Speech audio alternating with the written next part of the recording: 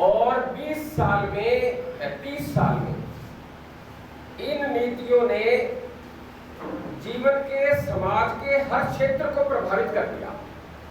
कृषि क्षेत्र को, व्यापार क्षेत्र को, उद्योग क्षेत्र को, सामाजिक और सांस्कृतिक क्षेत्र को, हर क्षेत्र को प्रभावित कर दिया इसने। तो शिक्षा भी प्रभावित हो गई। अब 30 सालों में जो दिशा बनाई गई उसमें जो शिक्षा ने समाज के ऊपर प्रभाव छोड़े, उन प्रभावों को अब कंसोलिडेट करना है बस इस नीति ने, और ज्यादा तीखा बनाना है उन प्रभावों को। इतना ही काम है इस शिक्षा नीति का। तो इस कारण से नीति के मूल प्रश्नों पर, मूल पहलुओं पर आने से पहले 2-4 मिनट में आपको मैं 1990 के बाद अब तक जो 30 साल में शिक्षा जगत में कुछ बुनियादी परिवर्तन आए हैं उनके बारे में जरा सी झलक दिखाना चाहता हूं, क्योंकि विषय तो बहुत बड़ा है। चाहे आप 3 घंटे इसी बात पे लगा दें कि 1990 के बाद क्या क्या प्रभाव आए या चरित्र कैसा बन गया, लेकिन मैं 2-3 बातें आपके सामने 1990 के बाद की इशारतन रखना चाहता हूं कि क्या चेंज आ चुका है, जिसके अंतर्गत हम शिक्षा नीति पे चर्चा करें। यानी हमारा संदर्भ क्या है। कुल मिला के मैं बात इतनी सी कह रहा हूं केवल कि हमारा संदर्भ क्या है। पहली बात, आपके देश में लगभग, ये हर चीज लगभग इसलिए बोली जाएगी क्योंकि आंकड़ा, आज का आंकड़ा तो अपने पास हो नहीं सकता। ये यूनिवर्सिटियां, कॉलेजेस तो रोज ही खुल रहे हैं, इसलिए ये लगभग बोला जाएगा। देश में 1100 के लगभग विश्वविद्यालय हैं, यूनिवर्सिटीज हैं, 1100 के करीब। अब इन 1100 यूनिवर्सिटीज को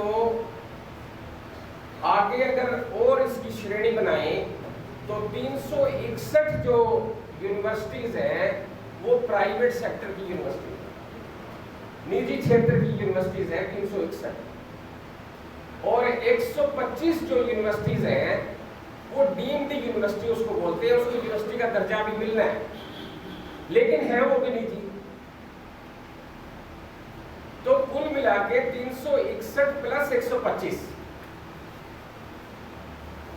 लगभग 500 के करीब जो है यूनिवर्सिटी आपकी प्राइवेट सेक्टर में जा चुकी है। ये है यूनिवर्सिटी का लेवल,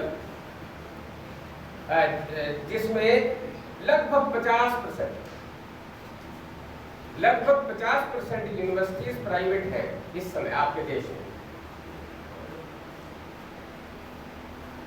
कॉलेजों की संख्या लगभग 40,000 है लगभग। इन कॉलेजेस में से 65% कॉलेजेस प्राइवेट है, 65%। यूनिवर्सिटी 50% है, कॉलेजेस 65% है जो प्राइवेट हो चुके 2020 तक आते आते। उसके बाद एक और चीज इसमें देखिए कि फिर भी 50% तो यूनिवर्सिटियां अभी भी सार्वजनिक क्षेत्र में है, सरकारी मोटे तौर पर उसको कह दीजिए 50%, और 35% कॉलेज भी हैं। लेकिन इन दोनों प्रकार की संस्थाओं में भी देखेंगे ना तो बहुत सारा परिवर्तन भीतर कर दिया। कहने को तो पब्लिक सेक्टर है, सरकार भाई ग्रांट देती है, लेकिन उसके भीतर जो है सेल्फ फाइनेंसिंग के बहुत सारे विभाग खुल चुके हैं। उसको हम मतलब यूनिवर्सिटियां और सरकार और लोग भी सेल्फ फाइनेंसिंग कहते हैं कि भाई इस डिपार्टमेंट को तो एड नहीं मिलेगी, ग्रांट नहीं मिलेगी, आप अपने आप चला लो। तो जिस डिपार्टमेंट को अपने आप चलाना पड़ता है यूनिवर्सिटी को, वो डिपार्टमेंट फीस ज्यादा लेता है और वो कह के लेता है भाई मेरे पास ग्रांट नहीं है, मुझे तो अपने आप चलाना है इसको। तो इसलिए मुझे छात्रों से ही पूरा करना पड़ेगा इसको, जो तनख्वाह देनी है अध्यापक की या जो और खर्चे करने हैं तमाम प्रकार के, वो सारे छात्रों से जुटाने पड़ेंगे। यानी जो सार्वजनिक क्षेत्र में कही जाती है यूनिवर्सिटी या कॉलेज, उसको भी अंदर से बदल दिया। सेल्फ फाइनेंस का एक कॉन्सेप्ट लेके आया गया, सेल्फ फाइनेंसिंग। उसके बाद एक और बात मैं आपसे बताता हूं, शिक्षक ट्रेनिंग का मसला है, शिक्षकों की ट्रेनिंग का मसला। लगभग 17,000 संस्थाएं हैं, इंस्टीट्यूशंस हैं शिक्षकों की ट्रेनिंग के लिए। डाइट बाइट पता नहीं क्या क्या इसमें, SCERT वगैरह वगैरह बहुत सारी चीजें हैं। 17,000, इन 17,000 संस्थाओं में से 92% प्राइवेट सेक्टर में है। 92%, केवल 8% ऐसी है जो प्राइवेट नहीं है और सार्वजनिक क्षेत्र से चलती है। ट्रेनिंग की, शिक्षकों की ट्रेनिंग, स्कूल लेवल पे अगर बात करें और सरकारी स्कूलों की बात करें, पूरे देश में 10 लाख पद खाली पड़े सरकारी स्कूलों में। यानी जो सरकारी स्कूल है भी, कहने को जो सार्वजनिक क्षेत्र का स्कूल है भी, उसके अंदर फिर अगर हम एंटर करते हैं तो 10 लाख पद खाली पड़े हैं शिक्षकों के, है ही नहीं शिक्षक।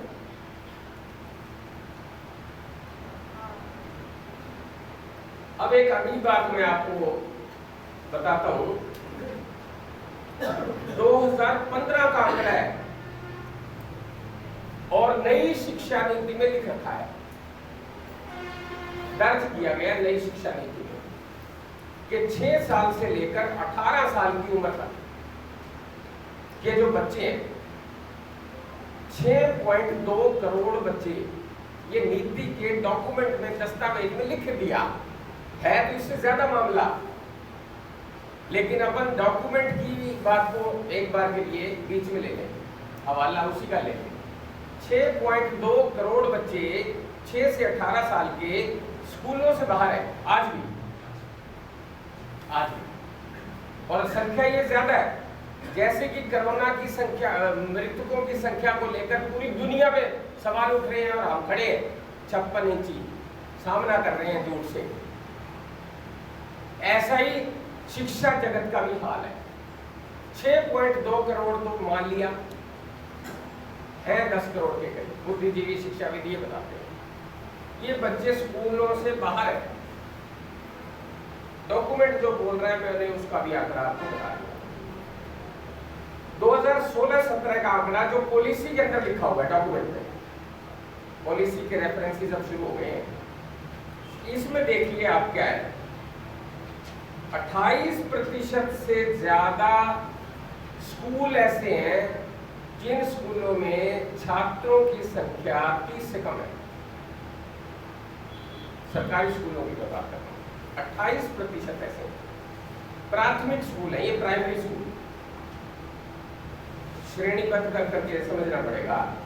और जो उच्च प्राइमरी है, मिडिल तक जो आ जाती है, उसमें आप देखेंगे 30 से कम छात्रों की संख्या 14.8% स्कूल ऐसे हैं जिनमें स्थिति ये है कि 30 से कम छात्र हैं।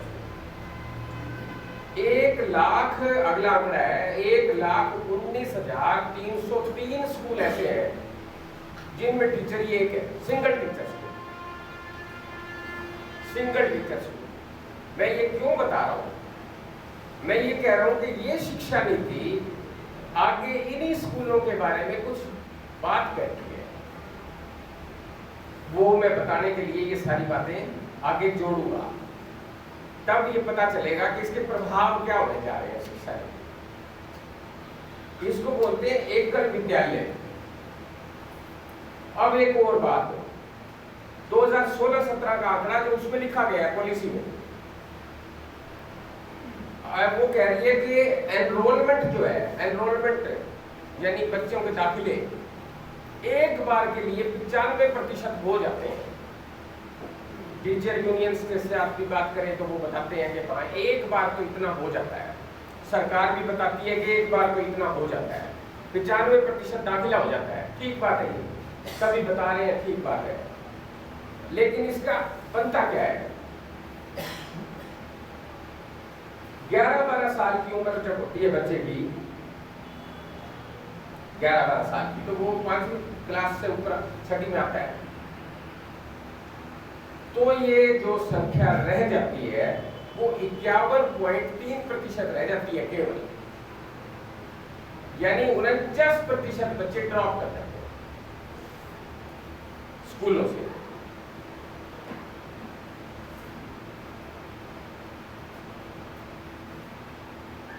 नहीं, थोड़ा सा इसमें माफी चाहता हूँ। ये जो ड्रॉप आउट है 51.3%, ये 10वीं तक आते आते होता है, 5वीं तक 10वीं तक आते आते 11वीं में जो बच्चे पहुंचेंगे वो 49% रहेंगे, यानी 51% बच्चे 10वीं तक आते आते ड्रॉप आउट होंगे स्कूल से बाहर। तो ये कुल मिला के शिक्षा व्यवस्था इस समय के ऊपर 90 के बाद 30 सालों में यहाँ पहुंची है। एक और बात मुझे जो ठीक लगती है यहाँ रखने के लिए उचित है, सरकार जो खर्च करती है ना, हमारी सरकार, हम सभी शिक्षा जगत से भी बहुत सारे साथी यहाँ जुड़े हुए बैठे हैं या दूसरे आंदोलनों में भी काम करते हैं, हम कहते हैं भाई जीडीपी का, ग्रॉस डोमेस्टिक प्रोडक्ट बोलते हैं इसको, सकल घरेलू उत्पाद, इस सकल घरेलू उत्पाद का 6% जो है वो शिक्षा पर खर्च होना चाहिए। लोगों की मांग भी है, शिक्षाविदों की भी है, राजनीतिक करने वाली पार्टियां जो विपक्षी दल है उनकी भी है, तमाम लोग जो है इसको कहते हैं कि जीडीपी का 6% जो है वो शिक्षा पर खर्च करो। अब मैं आपको कुछ देशों का, छोटे छोटे देश हैं उनके आंकड़े बताता हूँ कि वो कितने % खर्च करते हैं। भूटान, जिम्बाब्वे और स्वीडन 7.5% जीडीपी का खर्च करते हैं। फिनलैंड जो है छोटा सा देश है 7%, दक्षिणी Africa, Brazil 6%, England, Netherlands, Philippines 5.5%, Kenya, Mongolia, Korea और अमेरिका 5%। जो शिक्षा जगत के ठीक सीधे तौर पर नहीं जुड़े हुए, उनके अलावा कोई साथी बता सकता है भारत कितना करता है? शिक्षा जगत के साथी तो बता देंगे, कोई ऐसी बात नहीं है। कोई विद्यार्थी, कोई नौजवान सोचे, कल्पना करे, मैंने आपको बहुत सारे देशों के आंकड़े बताए हैं, 7.5% से लेके 5% तक आ गया अपन, तो भारत इनके बीच में तो कहीं खड़ा होगा? भारत इनके बीच में नहीं खड़ा। भारत कर रहा है 3.4% खर्च। आप देख लो, जीडीपी का 3.4% खर्च करके, और आप विश्व गुरु है, ये साफ बात है। तो कुल मिला के हमारी शिक्षा की स्थिति पिछले 30 साल में ऐसी तो बन चुकी है, जब नीति आती है कुछ छोटी छोटी 2-3 मिनट के अंदर, बल्कि 1 मिनट के अंदर ही सामान्य बातें शिक्षा क्षेत्र में जो हालत बन चुकी है उसके बारे में। कैपिटेशन फीस है भाई, जिसके पास पैसा है पढ़ लो, बाकी तो बाहर। आप जानते हैं सभी, उच्च शिक्षा के अंदर कैपिटेशन फीस है, एक पूरा टर्म आ गया और बहुत बड़ी श्रेणी है जो इसके माध्यम से एडमिशन लेती है। पेपर लीक होते हैं रोज, नकल की प्रवृत्ति हद से ज्यादा है, नीचे से लेकर ऊपर तक। शिक्षा केवल और केवल रोजगार के लिए है, चाहे बाई हुक और क्रूक कैसे इसको प्राप्त करो, डिग्री हासिल करो, केवल मात्र। शिक्षा का नागरिक बनाने के लिए, इंसान बनाने के लिए कोई कोई विचार ही नहीं है उसके अंदर, एग्जिस्ट ही नहीं करता विचार। कोई टीचर कहता हुआ मिलेगा? कोई बच्चा, विद्यार्थी ये बताएगा कि आप बेटा आप क्या करना चाहते हो, किसी से पूछे, कोई बच्चा यूं कहेगा मेरे को अच्छा इंसान बनना है, मैं शिक्षा इसलिए प्राप्त कर रहा हूँ कि मेरे को अच्छा इंसान बनना है। कोई नहीं कहता मुझे डॉक्टर बनना है, इंजीनियर बनना है, वगैरह वगैरह वगैरह। तो ये शिक्षा का कुछ एक सामान्य पहलू है, और बहुत सारी बातें हैं। रिसर्चेस करते हैं हमारे बच्चे, नकल मार के या दूसरे से लिखवा के भी डिग्री पूरी हो जाती है, वगैरह वगैरह। इसकी बहुत सारे पहलू हैं, सारे पहलू आप डिस्कस नहीं कर सकते हैं, लेकिन एक सामान्य चित्र है आपके सामने है। ऐसे शिक्षा के माहौल में ये नई शिक्षा नीति, तथा कथित नई जिसको कह रहे हैं, तो क्या है? ये सवाल तो है ही। और मैंने पहले कहा कि 1990 में जब उदारीकरण वैश्वीकरण की नीतियां आई तो उसके अंदर से शिक्षा नीति निकल कर आई, जिसने सारे ढांचे को बदल दिया। वो कल्याणकारी राज्य के लिए थी ही नहीं, क्योंकि हर नीति राजनीति से निकलती है। राजनीति जो है वो हर नीति की मां है। और आज की जो राजनीति है, जिस राजनीति के अंदर से शिक्षा नीति निकल के आ रही है, वही तो उसको प्रभावित करेगी।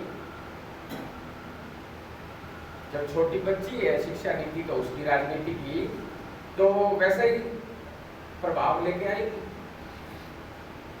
अब सवाल ये है कि ये जो नई शिक्षा नीति है, ये जिस राजनीति से निकलती है, जिससे सारी नीतियां निकलती हैं, उस कारण से मात्र, केवल मात्र उस कारण से दो बातें तो पक्की हैं।